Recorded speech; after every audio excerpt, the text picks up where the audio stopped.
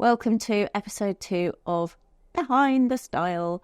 I hope you enjoy this episode as much as I did making it. It's been a really busy few days. I'm not going to lie, feeling a bit like I'm having one of those days today that like everything's going, like nothing's aligning. And it often happens. Like so much of my job is admin and making sure that the dresses are all in the right place for the right time, for the right date. And it's just feeling a little bit overwhelming today. Not overwhelming, but like what I tend to do is I just write tons and tons and tons and tons of lists. So I've got a whole list. I've got like 6 pages at the moment of just ongoing stuff that I need to just deal with. And I do stuff, obviously I do all my mood boards on a computer, but I do find sometimes that just a bit of pen and paper's good. So yeah, I've been feeling a little bit irritable today. I think actually I've got my own cushion in my office. Anger.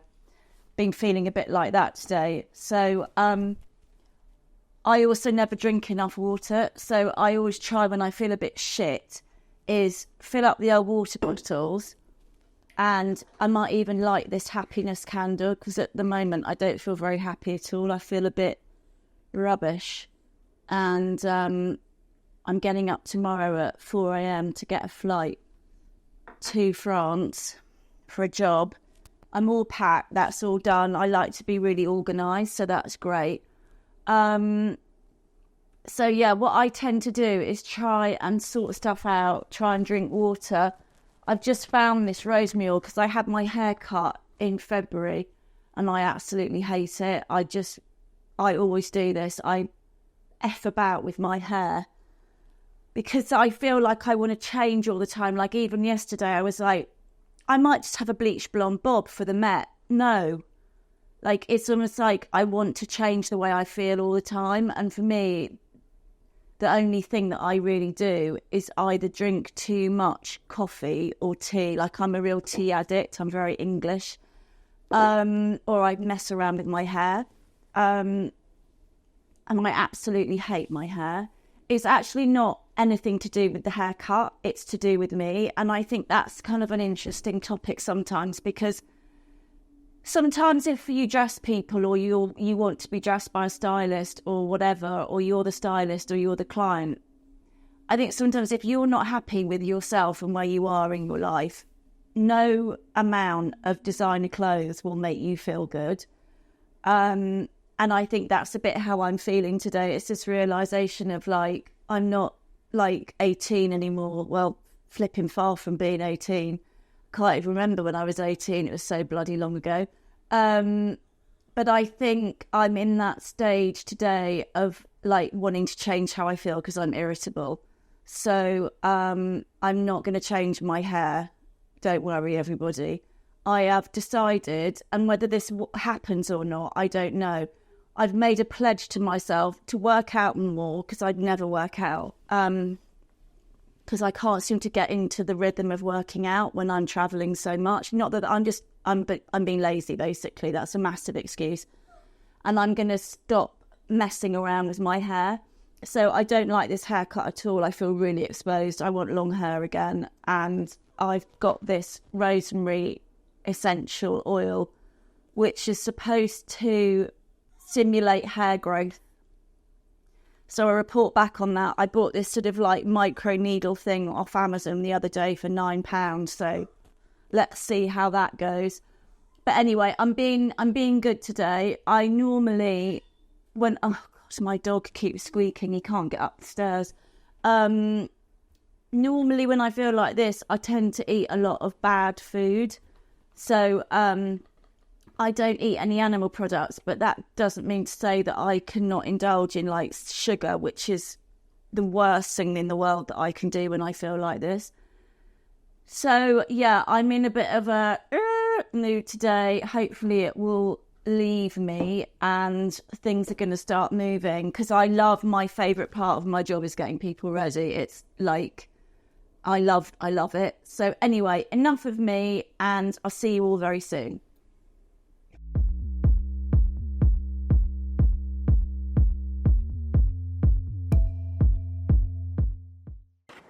Acne haul for, what month is it? It's actually April already. Everyone who knows me knows that I live and work in Acne Studios. Not an ad, by the way. I do actually just genuinely love it. So my top first pick today is this grey t-shirt. I showed this before, but you can never have enough of these. And this basically goes with absolutely everything. So that's my first pick. Then these are a new jean. It's a new wash that they've done.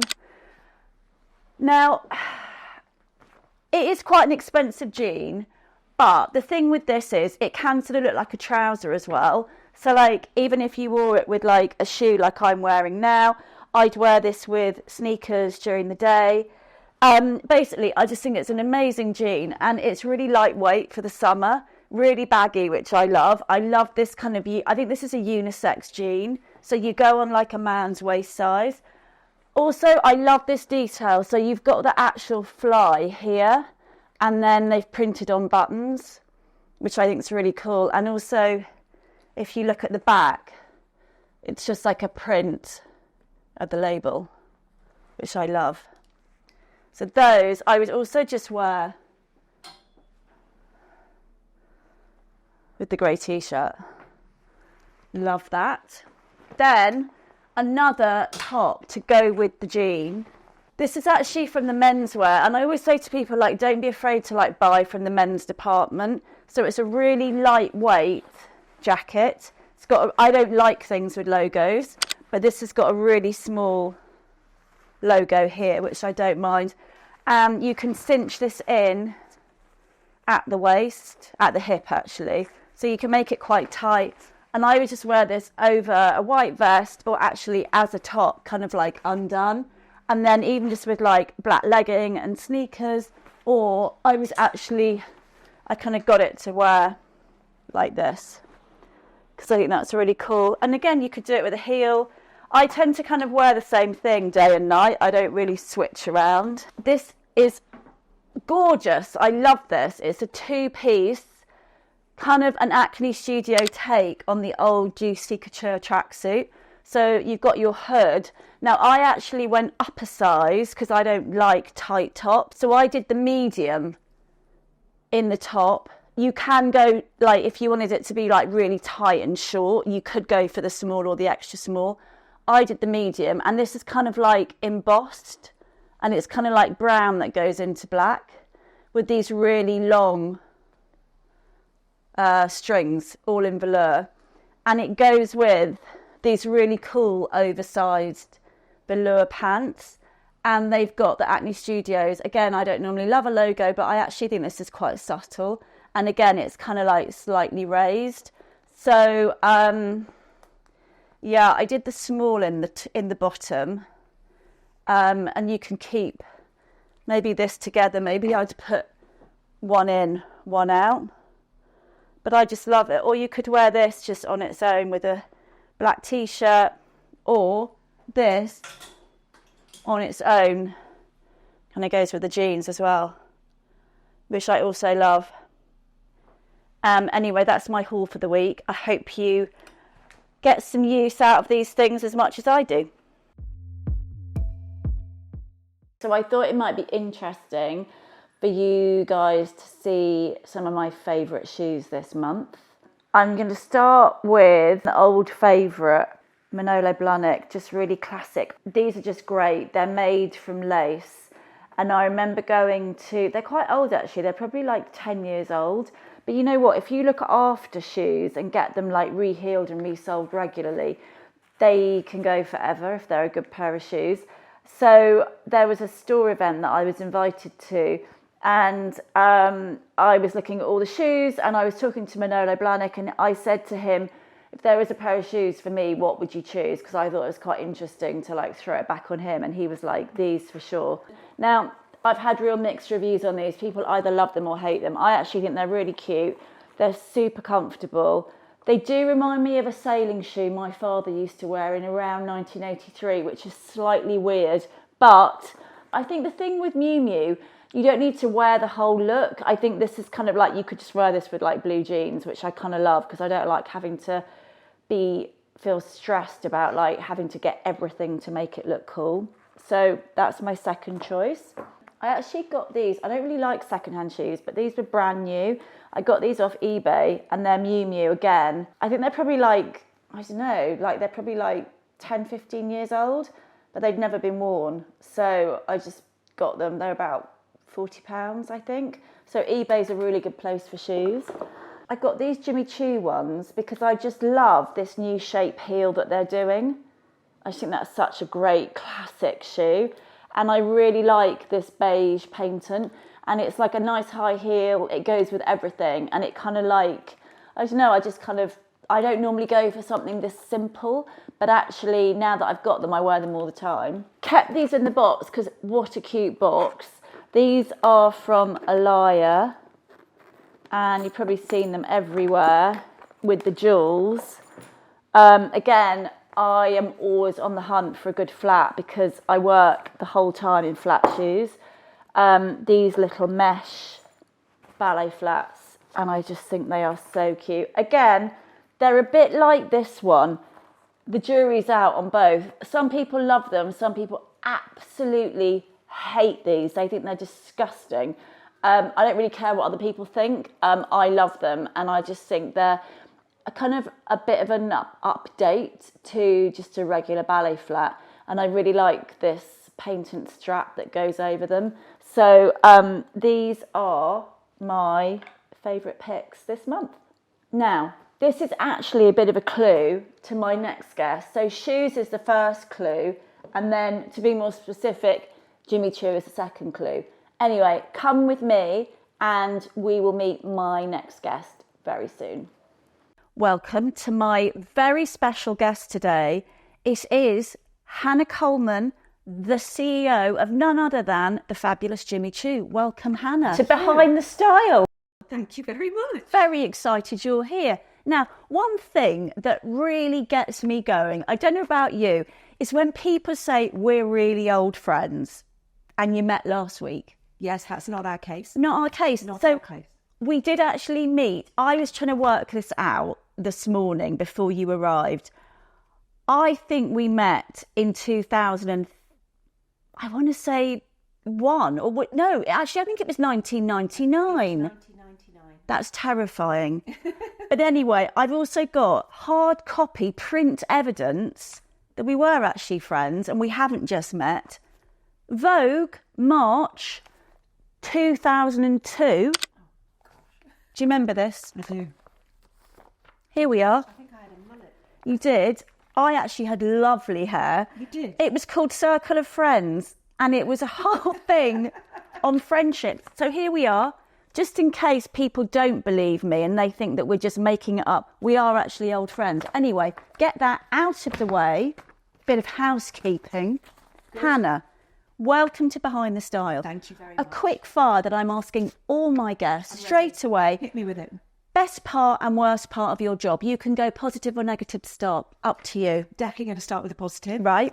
Positive, people and, of course, shoes. Mm-hmm. Negative, just an astounding amount of meetings. Too many meetings. Right. Too many. Perfect. Okay, so in case people don't know, your career journey has been slightly what some might say non-traditional. I think lots of people would say that. Talk us through how it started and how it is now and what happened in the middle, because I think this is quite fascinating. Okay, yeah. So I definitely didn't do the traditional route into fashion. I actually had no desire to go into fashion. But I came to London and I was probably around sort of 17, 18 years old. And I didn't really know anybody. And I met Tamara Mellon, then Yeardye, and Tamara's father, Thomas Yeardye. And Tamara was starting up a business and I was going to university in London and I needed some money to afford to live in London. And Tamara said, why don't you come and work in my store. I'm going to open a shoe store. So she didn't actually have a store at this She point? didn't even have a store at that point. So I think I was employee number 3 or 4. It's a hotly debated subject, but I think 3 or 4. And my first job at Jimmy Choo was a Saturday girl. Yeah. Yeah. And then basically... Back in the Motcombe Street days. In the first store in Motcombe Street. And then I hated the course I was doing at university. What were you studying? It was... I don't remember the name of what the course was, but it was all statistics. I absolutely loathed it. And the prospect of doing that for 3 or 4 years was just dreadful. Yeah. And so Tamara and her father very kindly offered me the job to manage their first store. And I was paid a handsome sum of £12,000 a year to do so. Bargain. And in those days, that frankly made me rich and made me able to afford to stay in London.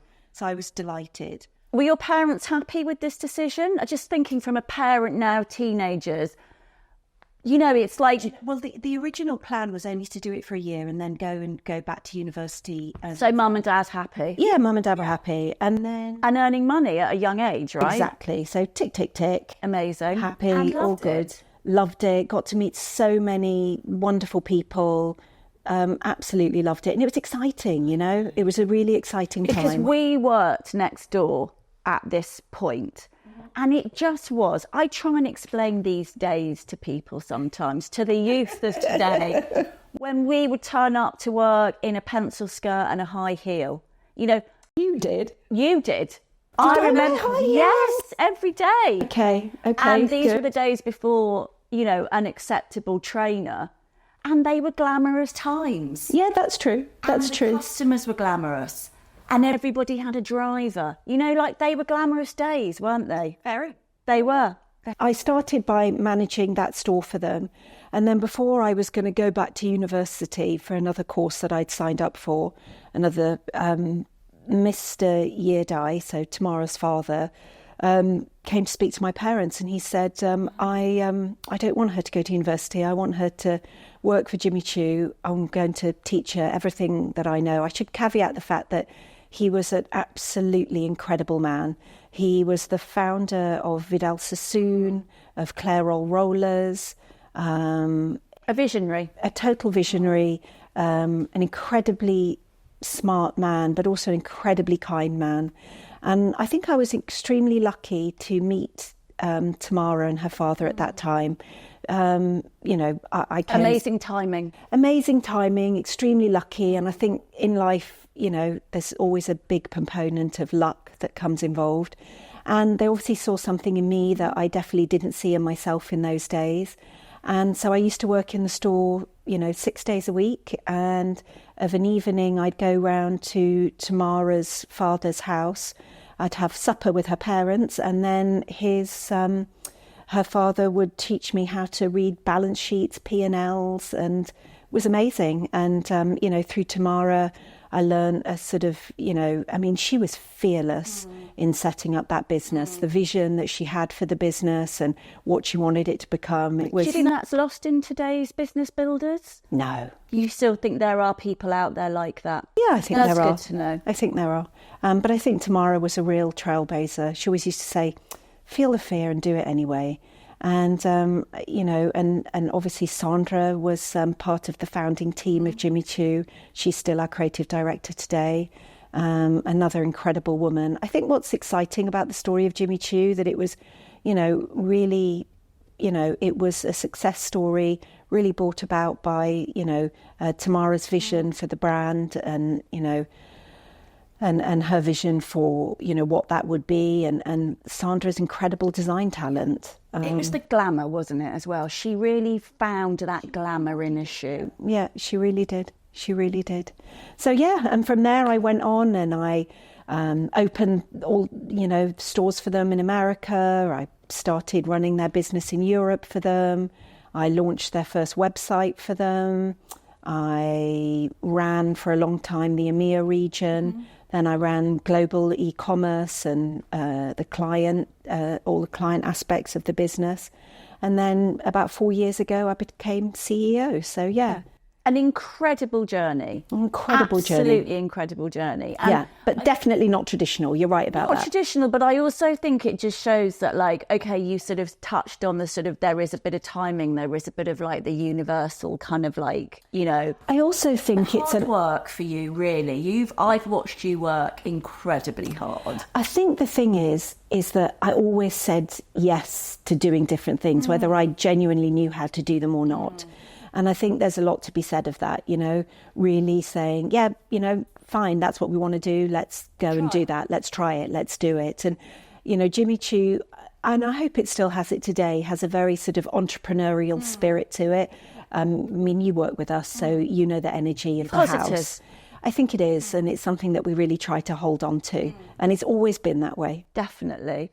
And if you could go back to that 17-year-old Hannah. Yeah.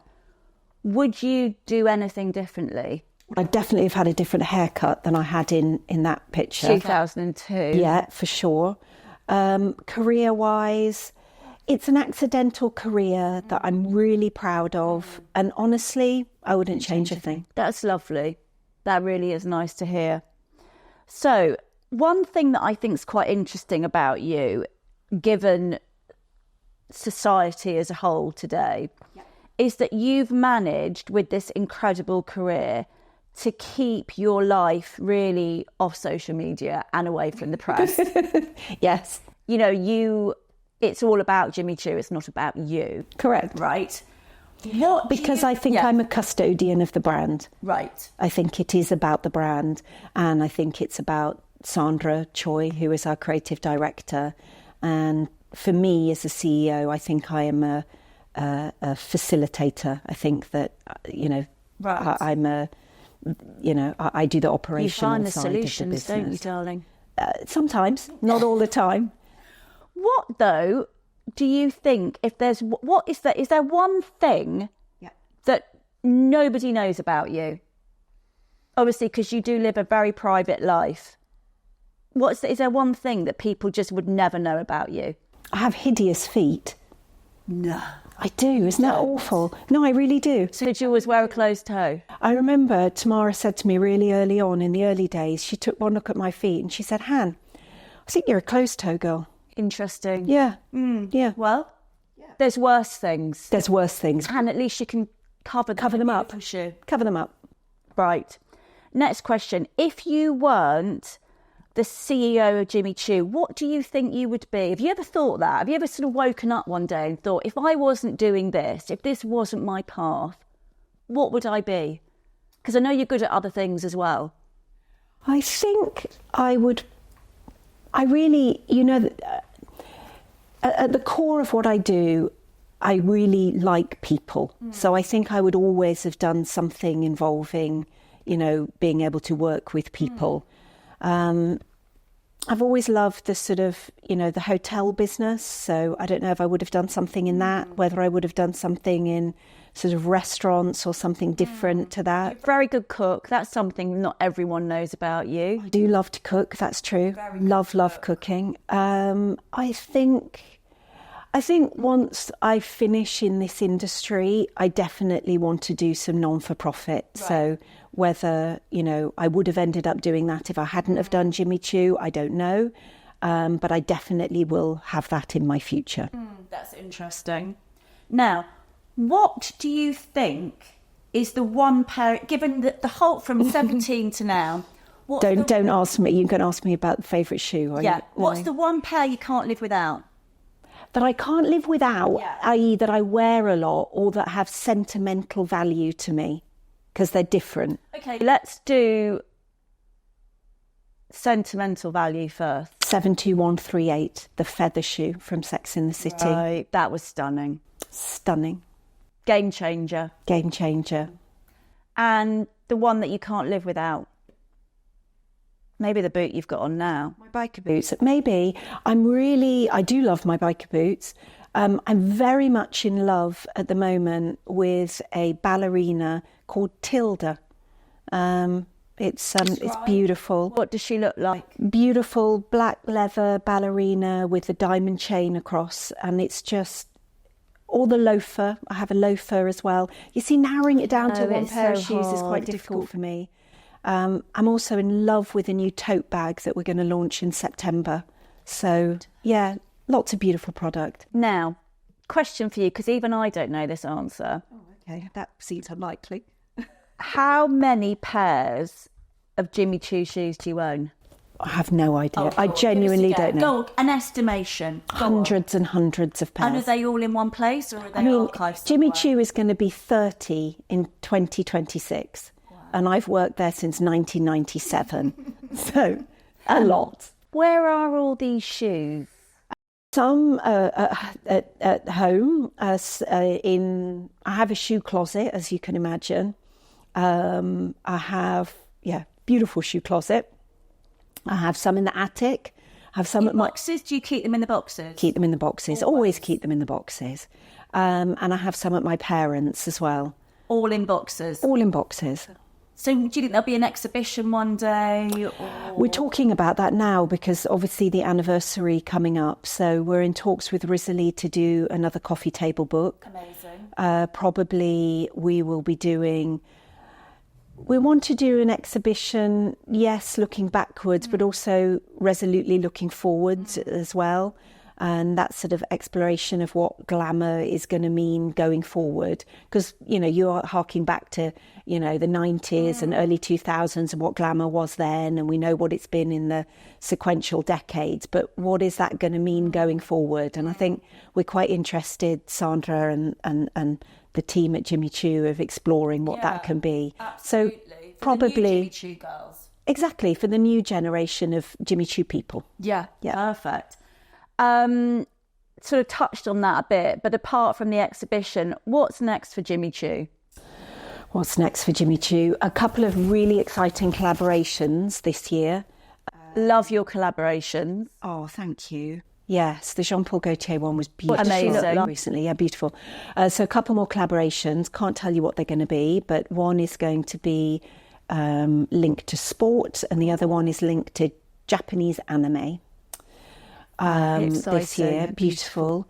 We're very much focused on sort of going beyond the occasion wear. So right now we see a lot of growth coming through in day and casual, which I think is reflective of how people are dressing today. Definitely. Although I have a thirst for a big dose of glamour coming back, to be honest with you. Always. There's always room for that. Always room for glamour. Always room for glamour. So, so lots more product coming, sort of very much with that sort of day lens.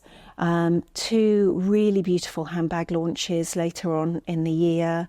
A new talent strategy, so some new brand ambassadors joining the house this year. So lots and lots. Very we have an extraordinary team at Jimmy Choo, and I think it's sort of, quite often you'll interview the creative director or you'll interview the CEO of a brand, and there's so many more people working in the brand beyond Sandra and myself.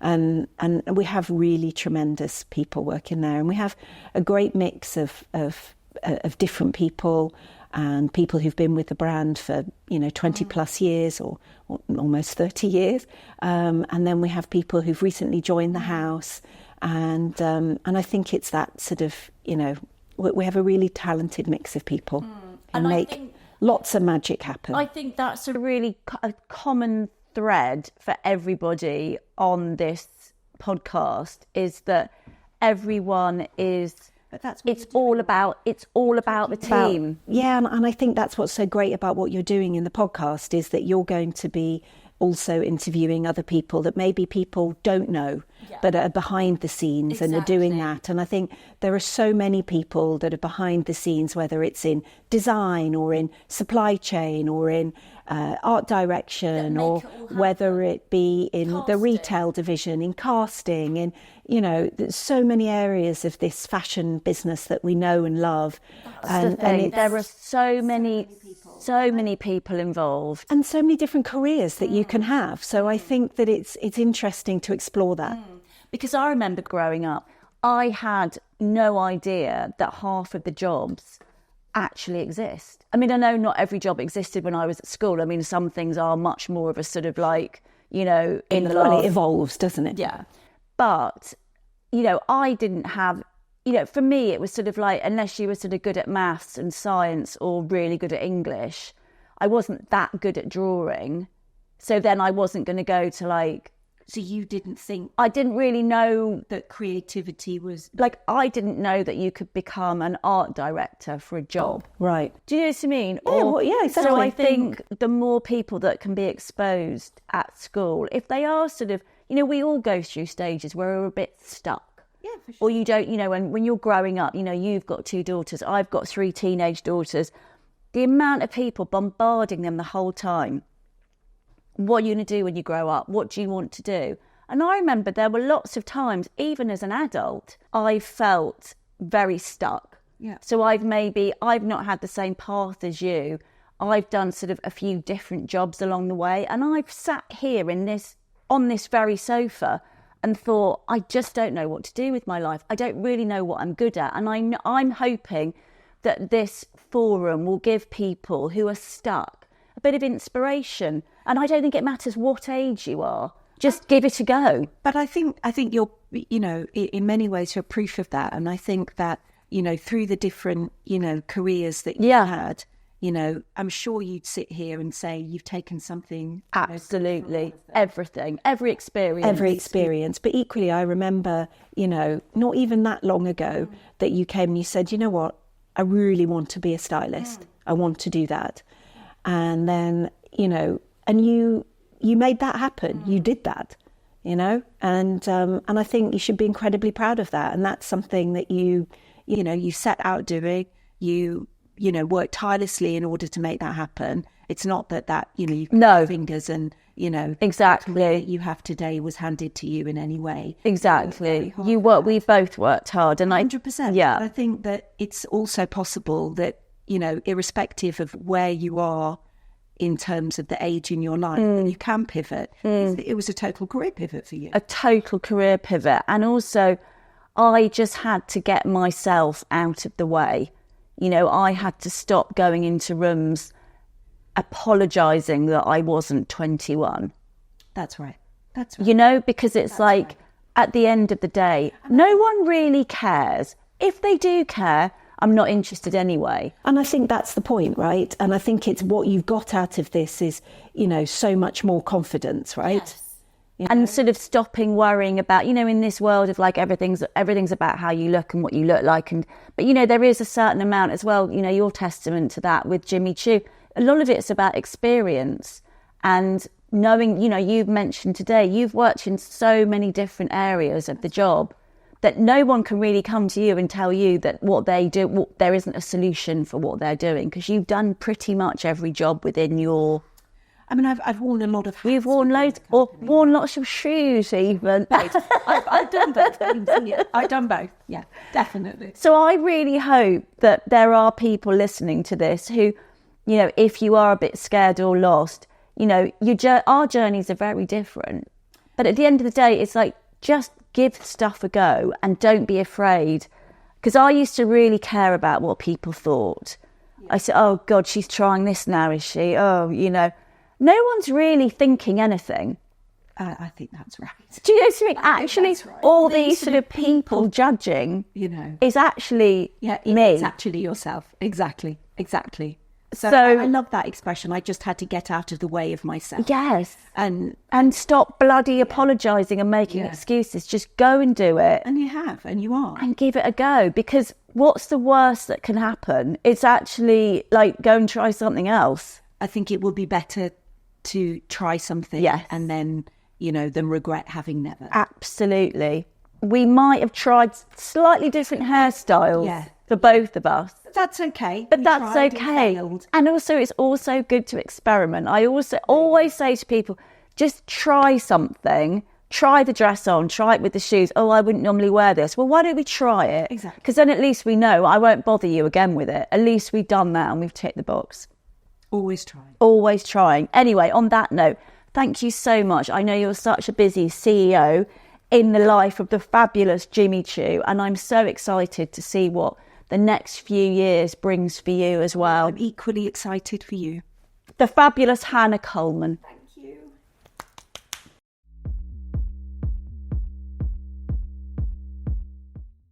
Okay, time for a fashion dilemma. This week, how to make high street look luxury, or that buzzword that's going around, quiet luxury. So I went to my friends at All Saints who do the most amazing tailoring.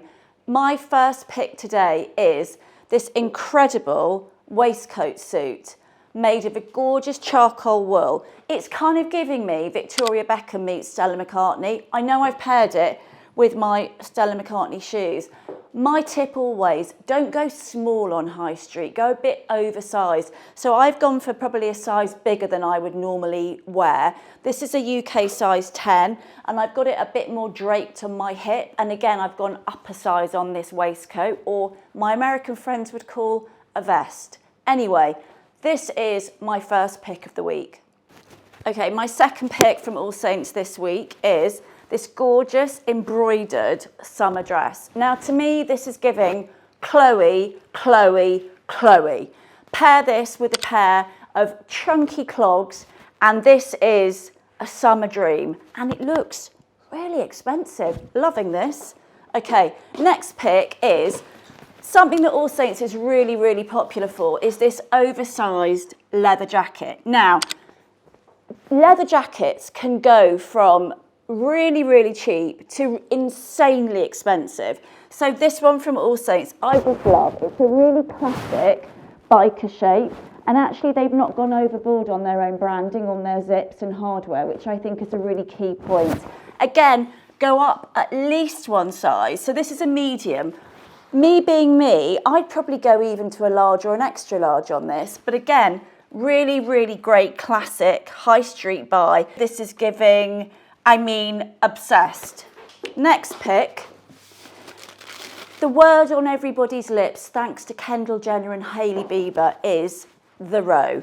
So this is the closest high street version of a row dress that I could find. So simple, really nice shape. This actually comes in black as well. But how good is this? Really nice and long. I mean, I'm not like wildly tall, but I'm not short either. So sometimes dresses I find too short on the high street. This to me is an amazing summer piece, and it's just so classic. So my last pick from All Saints today is really simple beige jacket. Wear this with jeans over a white vest, traveling. I just think it's great. And it's the kind of thing, it's quite nondescript, but it's a really good shape. Again, they've not gone overboard. There's no branding on these buttons, which I personally love.